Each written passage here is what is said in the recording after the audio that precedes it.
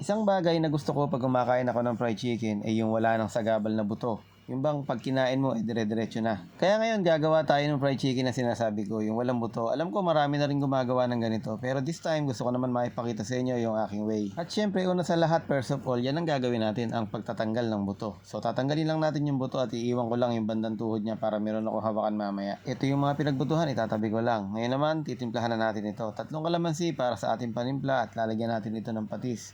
Hindi ko na nga masyadong dadamihan ng mga klase ng panangkap at baka mamaya awayin nyo na naman ako. Sasabihin nyo na naman hindi na budget meal. Garlic powder at saka paminta yung aking dinagdag. Saka lalagyan natin ng konting cornstarch. Para nga mamaya crispy yung ating manok. At pagkatapos nga nyan magpapainit na tayo ng mantika. At habang nagpapainit ng mantika, ipe-prepare na natin yung ating piprituhin. So itong ating binabalutan na ito ay harina, tapos lagyan nyo lang ng konting pampalasa kung gusto nyo. Pero kung ayaw nyo, wag na. Tapos lagyan natin ng egg, tapos balik natin doon sa harina. Bali kung tawagin dry, wet, dry method lang yung ginagawa natin. Tapos kanyan, after mong i-massage sa harina, prituhin na natin. Shoutout po sa lahat ng nanonood. Kamusta po kayo dyan? So mga ilang minuto, luto na yung ating manok at mukbanga na.